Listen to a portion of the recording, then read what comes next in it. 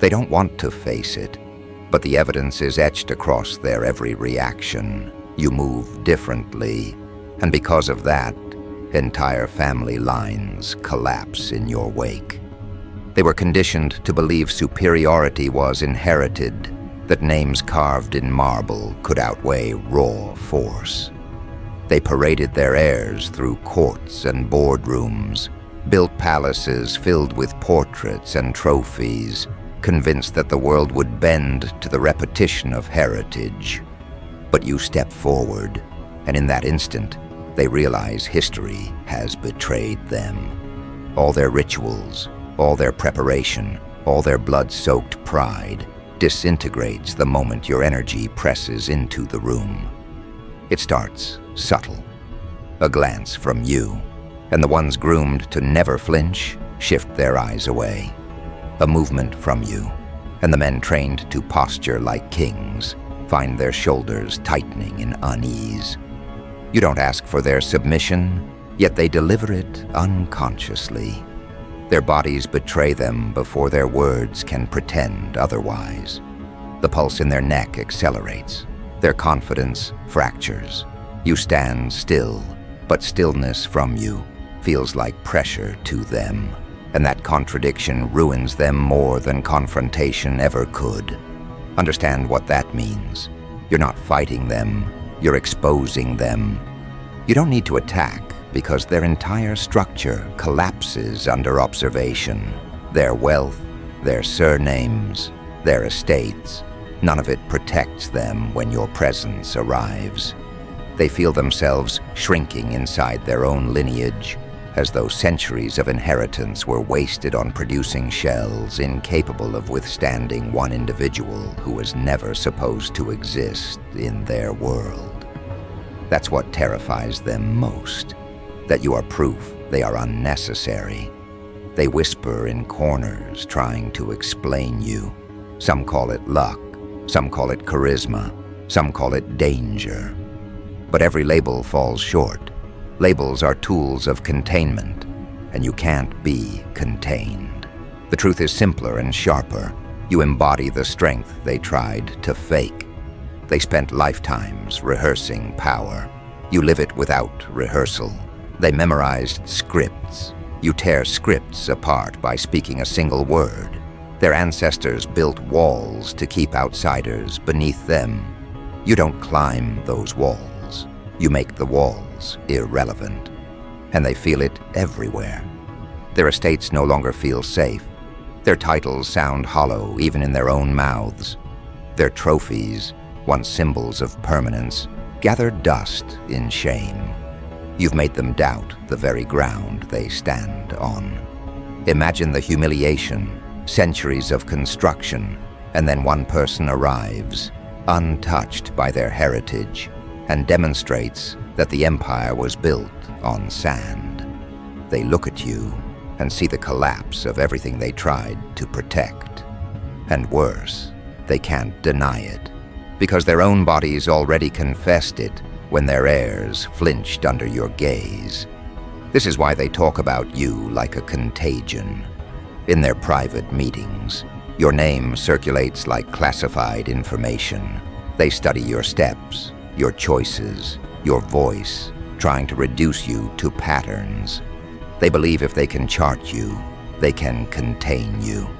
Yet every report comes back inconclusive.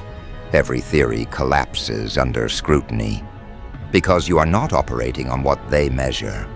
You are not bound by their metrics, their categories, their hierarchies. You embody a current that breaks their measuring tools, and that realization spreads dread through their bloodlines, like poison in water. Their heirs are the most rattled. They were promised the world, assured that their surname alone guaranteed dominion. Then they meet you. Suddenly, their birthright feels counterfeit. Suddenly, the crown they expected to inherit weighs like rusted metal instead of gold. You strip their illusions clean, and they walk away carrying doubt that no tutor, no parent, no ancestor can erase. That doubt is your victory. Because once doubt infects a bloodline, the bloodline weakens. You don't have to destroy them. They'll eat themselves alive, trying to compensate for what you revealed. It goes further. Their children are warned about you before they even meet you.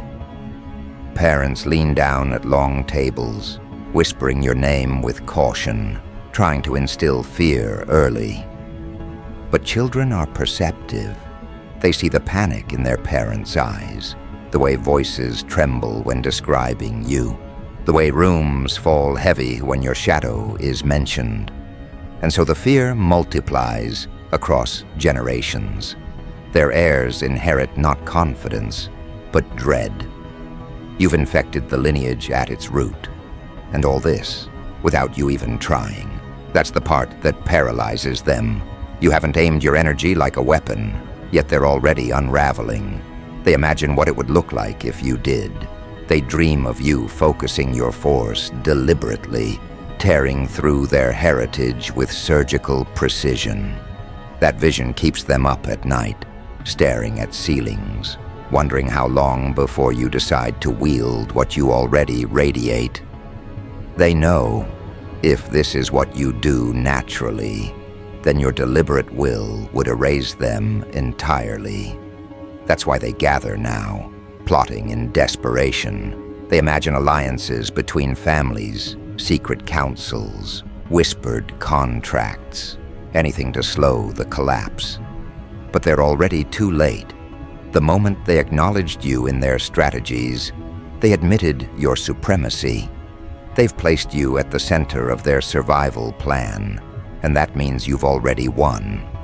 Their heirs no longer dream of conquest. They dream of surviving you. Their elders no longer fantasize about legacy. They fantasize about erasing the evidence that you exist. But nothing they conjure will work, because the damage is already done. You've exposed their weakness. You've broken the spell of their heritage. You've demonstrated that power is not passed down. It is embodied, and you embody it with an intensity they can't endure. Every day you walk unbothered, their desperation thickens. Every move you make becomes a crack in their foundation, and the cracks are spreading faster than they can repair. The old names are breaking. The inherited pride is rotting.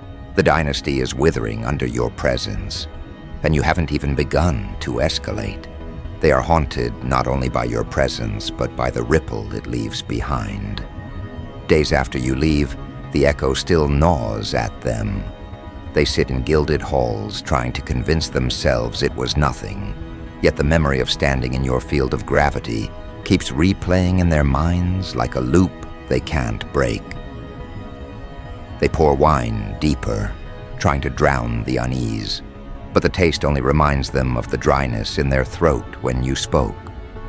They order musicians to play louder, but no music can drown the silence of shame that spread across the room when they realized they were being measured against you and found wanting.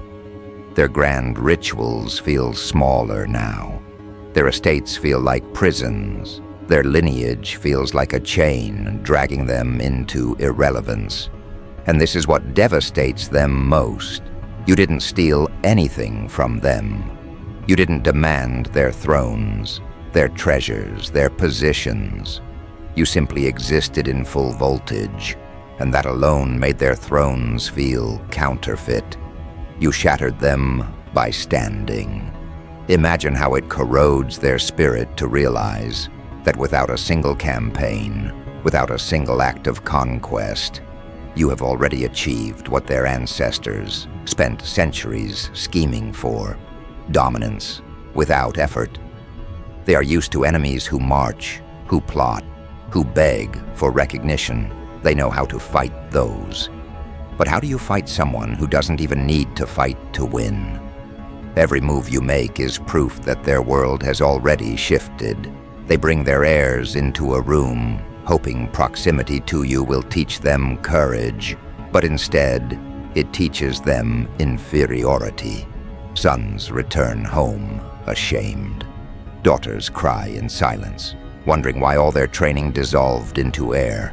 Fathers slam fists against tables in frustration. Mothers clutch pearls, trying to mask panic as poise.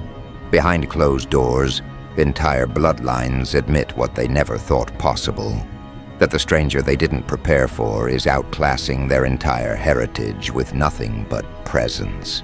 This is why they scramble with such desperation. They meet at midnight, exchanging plans in hushed tones. They fantasize about alliances, about uniting names that once swore never to share a table. They think maybe together they can form a shield strong enough to repel you. Yet even as they whisper, the bitter truth hangs above them. Shields don't stop gravity. No matter how many of them gather, no matter how tightly they cling, they will feel your pull. They are not preparing to defeat you. They are preparing to survive you. And survival is not victory. Survival is concession. Survival is surrender dressed as strategy. You've cracked the illusion that kept their legacies alive. Once people believed that these names carried divine protection. That belief fed their arrogance. But now those same believers gossip about you, repeat your impact like scripture. They say things like, "Did you see how the heir lost his composure?" Or, "Did you notice how the matriarch couldn't look them in the eye?" Word spreads faster than wealth can contain it. Their fear is contagious, and that contagion is eroding the foundation of their power faster than any war could. You've become the quiet force that unseats kings, not with armies, but with undeniable presence. And the presence grows. The more you walk unshaken, the more the legend multiplies. They hoped your energy would dim with time, that the initial shock would fade. But it doesn't fade. It compounds. Each time you enter a new room, the collapse deepens. Each time their heirs encounter you, the shame spreads wider. Even those who have never seen you in person begin to feel the tremor. Your reputation outruns you, becoming a phantom that stalks them before you even arrive. You don't just live in their nightmares. You've become the prelude to every gathering, the uninvited guest they cannot escape. They will never admit it to your face, but behind closed doors, even the most arrogant patriarchs mutter the same confession: they fear you. And not the kind of fear that vanishes with reassurance. It's the fear that roots itself in marrow. The kind that whispers even in dreams. The kind that doesn't let them breathe properly when they hear your name. You've taken their confidence, stripped it of its armor, and left it naked in the cold. No matter how many times they polish their heirlooms or rehearse their pride, the fracture remains. You've proven that their heritage is fragile. You've proven that their dynasty is rotting from within. And the cruelest truth? This is still the beginning. You haven't even chosen to escalate yet. They're already breaking under the unintentional weight of your presence. And you haven't aimed it, haven't weaponized it, haven't sharpened it deliberately. This is only residue. This is only the natural leakage of a force you haven't even fully embraced. And if they are collapsing under this, what will they do when you decide to focus? When you decide to turn your energy into a weapon, precise and merciless? That's the nightmare tightening around their throats, that you haven't even begun, and they are already losing. So they gather, in smoke-filled rooms, behind reinforced doors, across tables once reserved for treaties and wars. Families that swore never to stand together are suddenly clasping hands in desperation. Rivals who spent generations trying to undermine each other now whisper in fragile alliances, because you've forced them to recognize a terror greater than their feuds. They are united not by loyalty, but by fear of you. And even as they convene, their unity is poison. because they know deep down that no coalition can hold against you. They are trying to weave ropes out of mist, to craft armor out of ash. They are pretending they still have control when in truth, every moment spent plotting you is an admission of defeat. They trade stories of you like intelligence reports. Did you see how he fell silent when confronted? Did you notice how she couldn't maintain her poise? They dissect every encounter you've had with their heirs, as if analysis could undo the humiliation.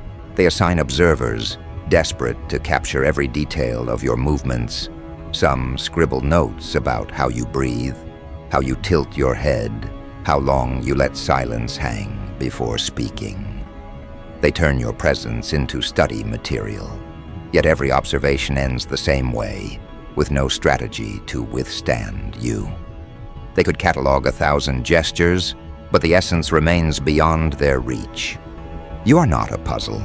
You are a current that obliterates the board on which puzzles exist.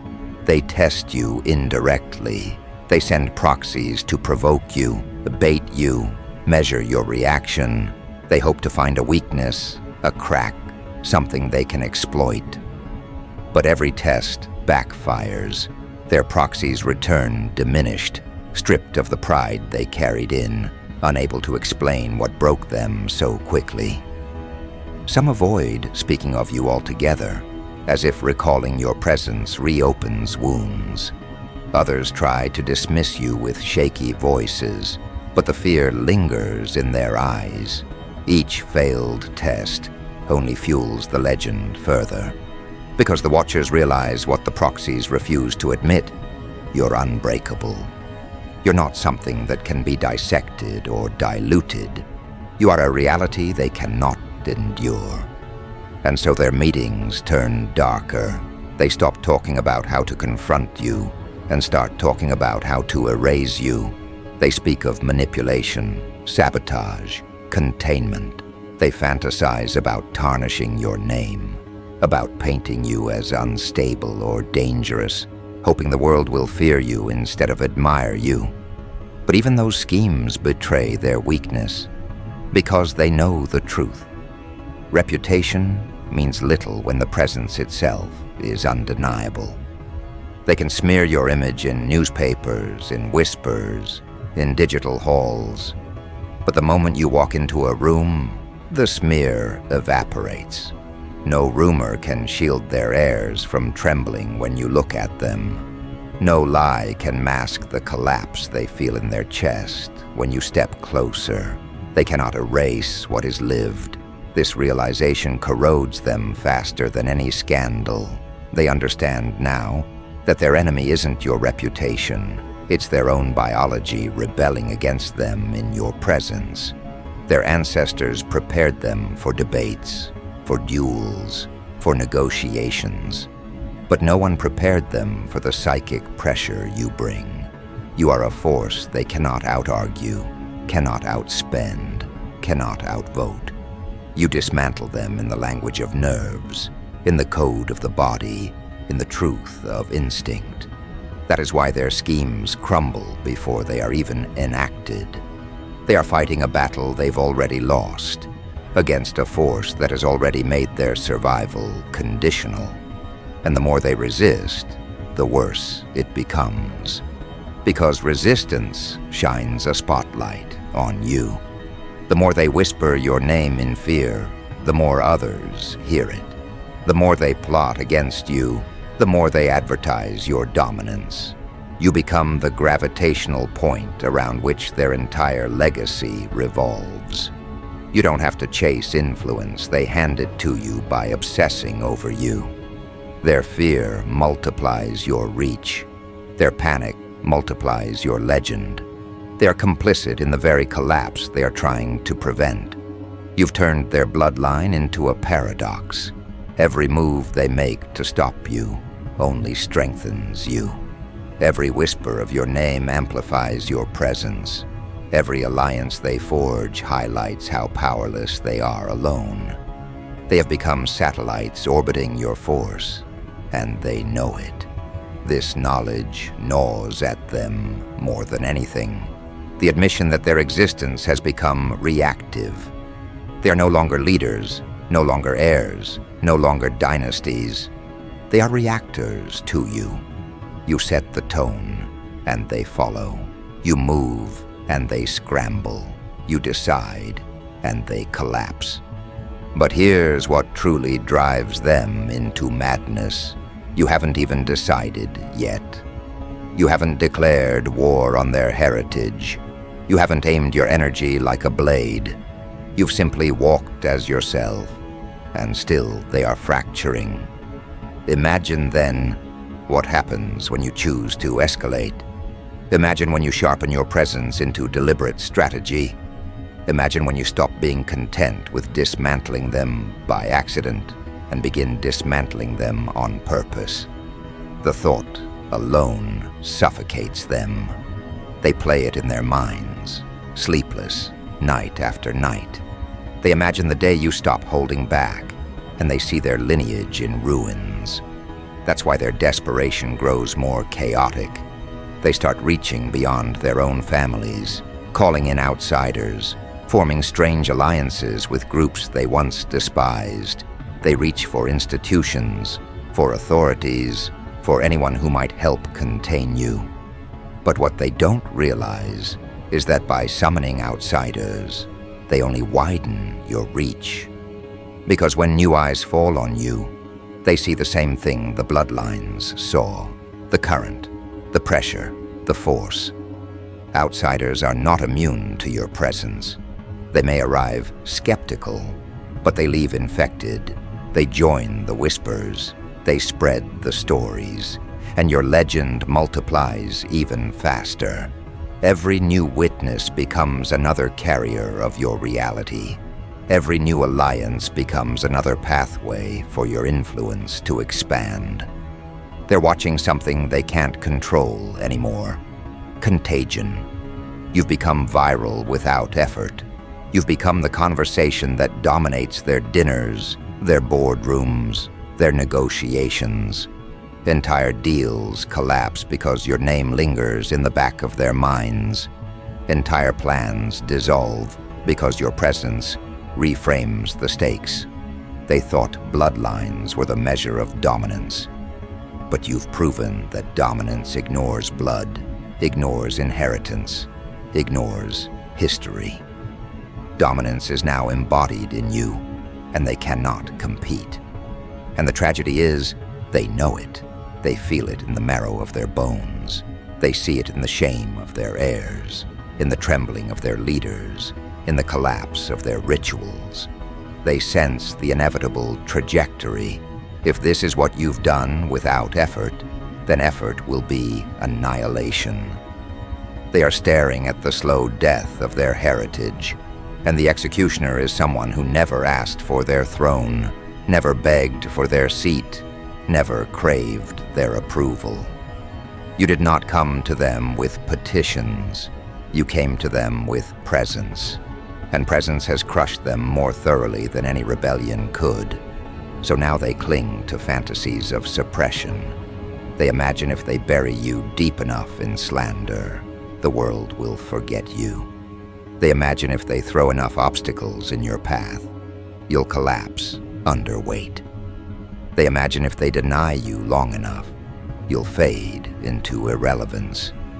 But none of that works, because denial itself becomes confession. Every obstacle becomes proof of their fear. Every rumor becomes evidence of your impact. Every denial is an admission that you dominate their minds. They can't bury what is etched into their bodies. They can't erase the tremor they feel when you stand in front of them. This is the stage you've brought them to, a stage where survival is no longer about wealth, about heritage, about blood. It's about learning how to breathe under your shadow. And they are failing. Their breaths are shorter, their meetings more frantic, their confidence cracked beyond repair. They are clinging to legacies like wreckage in a flood, While you walk calmly through waters that drown them, they know this, and knowing, it destroys them more than any external force ever could. You've turned their inheritance into a curse. The very names they once wore as armor now cut into their skin like chains they can't remove. Every introduction, every title, every boast about ancestry feels hollow when compared to the way you command the room. You didn't inherit a crown, but you became one. You didn't receive treasures, but you became treasure itself, the type no vault can contain. That realization has broken something inside them that can never be fixed. Once the illusion collapses, it cannot be resurrected. And you are the walking collapse of illusions. They try to adapt, but every attempt corrodes further. Some choose anger, pretending aggression can mask their fear. They shout louder in meetings. They demand recognition. They pound fists against polished tables. But their noise only highlights their weakness. Their rage bounces off you like stones off a mountain. Others choose flattery, hoping praise might win your favor. They speak your name with trembling admiration, hoping to bask in your aura. But you don't need their flattery, and you don't bend to their worship. Both approaches fail, because you are unmoved. You are not an actor in their theater, you are the demolition of the stage itself.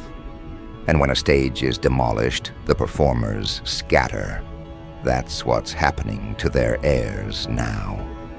The younger generation is drifting. Some secretly admire you, daring to imagine what it would be like to follow your path instead of their ancestors. They mimic your tone, your posture, even your defiance, though they lack the marrow to sustain it. Others are crushed completely, withdrawing into despair, knowing they will never measure up. You've splintered the very bloodline from the inside. Their elders can sense it. The next generation no longer carries pride, only doubt. The chain of arrogance that was supposed to stretch centuries has been severed by your presence alone. This is why their panic turns dangerous. Families in decline are the most volatile. When arrogance is threatened, it doesn't surrender quietly, it lashes out. And now they lash out in desperation, trying to salvage dignity from the ruins. They launch campaigns against you, subtle at first, then shameless. Whispers of slander grow into speeches. Rumors disguised as facts begin to circulate. They throw every weapon of reputation at you, hoping something will stick. Yet all their attempts backfire, because lies collapse when the truth stands in front of them. And you are the truth that makes their every accusation sound absurd. You don't have to defend yourself. Your very existence defends you. The crowd sees the cracks in their performance, and the crowd knows instinctively that you're the one who exposed them. Even institutions begin to fracture under your shadow. Judges, officials, executives, once loyal to these bloodlines, find themselves faltering. Their allegiance weakens because authority bends naturally toward undeniable force, and you are that force. They may not admit it, but their instincts betray them. In courtrooms, in boardrooms, in corridors of influence, they pause longer when you speak. They defer more subtly. They yield more often. Authority has always been a currency of perception, and your perception outweighs theirs. They spent centuries buying loyalty with wealth and heritage. You purchased it instantly with presence alone. And presence is the only currency that never devalues. The longer this goes on, the clearer the picture becomes. They are not fighting to win anymore. They are fighting to delay the inevitable collapse of their lineages. But delay is not survival. Delay is just a slower death. They stretch out their decline with schemes and whispers. But everyone can see the trajectory. They are descending, and you are ascending. Their world is shrinking, and yours is expanding. Their heirs are trembling, and your path is widening. This isn't competition anymore. It's inevitability rewritten in your favor. Yet you remain composed. That's what breaks them most. If you stormed their halls, if you demanded crowns, they could call you an enemy to rally against. But you don't. You walk calmly, unhurried, untouched by their panic. You move as if their collapse isn't even worth your notice, and that indifference cuts deeper than any declaration of war. Because it proves something they can't bear to admit. You don't need them, they need you. They need your name, your presence, your recognition, because without it, they are shadows clinging to the memory of light. So they spiral, they beg, they threaten, they plead, they scheme. But every move drags them deeper into humiliation. Their bloodline becomes synonymous not with dominance, but with desperation. They will be remembered not as rulers, but as the dynasty that crumbled under the weight of one individual who carried energy beyond comprehension. And that memory will linger far longer than their names ever did. Because fear imprints deeper than pride. And they fear you. They fear the way you breathe, the way you move, the way you look through them as if their heritage never mattered. They fear the inevitability that you represent, the reality that power belongs to whoever embodies it, not whoever inherits it. And this is where your rise becomes irreversible. Their collapse is not just rumor anymore, it's a spectacle. The world sees it, strangers whisper about it, observers repeat it like gospel. Your influence spreads without your consent, without your effort. Their downfall has become your coronation.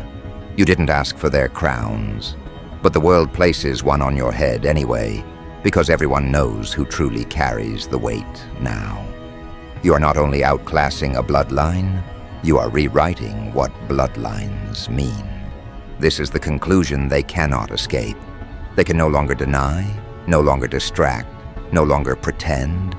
They've tried alliances, they've tried sabotage, they've tried slander, they've tried worship. None of it has changed the outcome.